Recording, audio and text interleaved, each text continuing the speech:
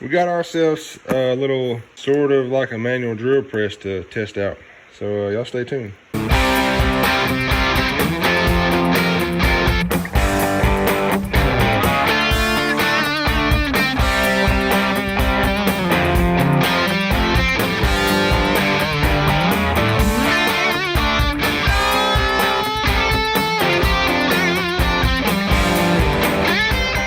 So I bought this here Drill-Mate. It's a portable drill press. I need to drill some holes, keep them nice and straight into a mantle for a fireplace. And I have a little cheap drill press somebody gave me, but the chuck's missing. And I saw this, so we got it. I think there's the part number if you're interested in it. I got it on Amazon. And we're about to drill some holes in the mantle, but I need to keep them nice and straight. So we're about to test this out. Let's get it out of the box. And I gotta mark my holes off and stuff so that we can drill, and we'll see how it works. So this is the back of it. Tells you a little bit about it. Just kind of shows you, it's got a handle. Just you can hold whatever.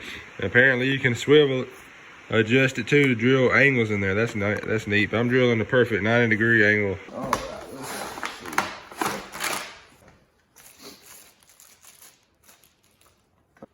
I'm guessing that bolt's probably gonna hold this. Yes. Ain't no washer or nothing in there. Oh, okay, that's how it goes. It just goes in that groove and you tighten it. You twist it down and it kind of holds it like a nut.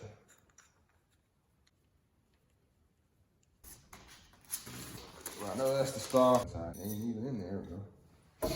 All right. So we got the stock on that one. Goes on there. All right, and you said them go on the end. And these go, that goes on there. Like that. And I think it's got to go up.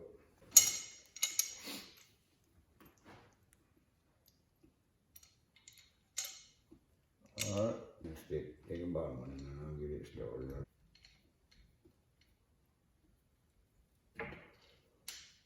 Started. Yeah, I guess it is. Yeah, started. Put it on down. Yeah, 92 already. Should be. Yeah, cause you're gonna be drilling on your right hand. Attach your drill to that bad boy and go to put the stock here. They go all the way down. Really, probably could have just left it off. All right, I guess we'll see how it works, won't we? Like that. Got it, zip over there.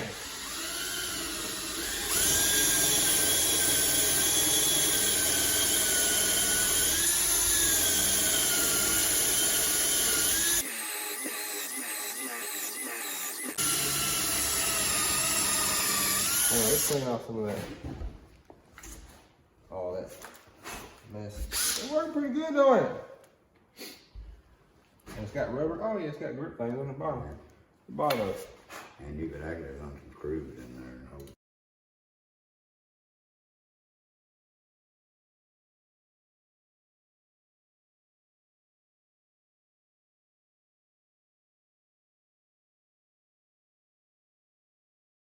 Press don't go quite deep enough.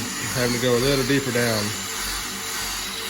Because the spring compresses, it stays up about that far, so it won't go quite all the way down. So as you can see here, we got the mantle on. I had some plywood propped up against it, so. But those had to be very precise. Now, like if you got it, those are pretty deep holes too. I had to drill, so the spring would bottom out, and so if you need to go a little farther than that, like as you saw, we took it out and just put a paddle bit back in the drill and went a little farther in. But for most things, it's got enough travel. It's got a good amount, about that much travel to drill your normal holes. And also what I'm about to do now, and I got some shelving, you can't see here, it's just boards right now. But I'm gonna drill some holes in these. I'm making like a cubby hole, like a deep cubby thing with some adjustable shelves. But I'm about to go drill a bunch of holes for some for these right here, if you can see, it's just got like the dowel pin style, hold shelves up. About to go drill those every 2 inches or so, and we're gonna use it to stay straight and drill some good holes. And it's got the depth stop on there, So I'm gonna set it and just go down through there and drill and get those ready to go.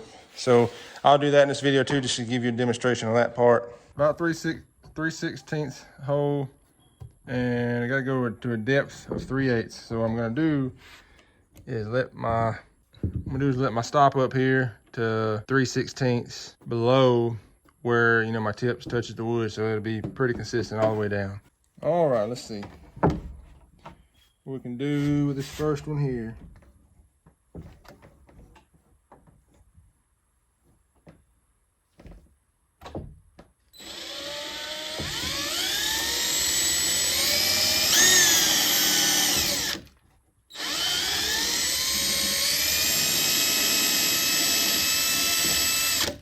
Three-eighths, not 3/16. Ha! My bad. My dumb self. I put that 3/16. It's supposed to, that's the bit's 3/16. That's supposed to be 3/8. So I gotta reset this.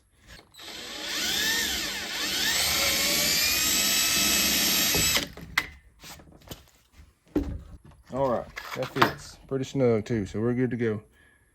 Now I just gotta go down through there and do all the rest of them.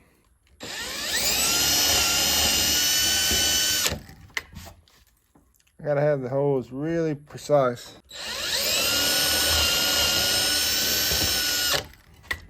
Got some good even holes all the way. Now I'm just gonna put it on time lapse and do the rest. That way I ain't sitting here watching it over and over.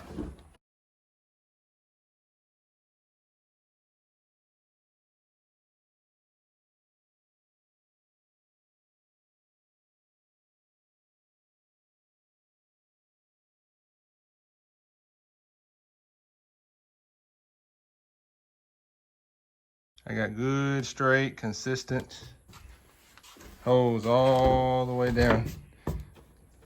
Clean up around them. But anyway, nice, straight, good, consistent holes all the way. And it's looking good. So for the price of this, it's a pretty dang good tool. One thing I'll mention, sorry about the camera. One thing I'll mention, you want to keep this lubed up. You know, you swipe it off, clean it up, and lube it up.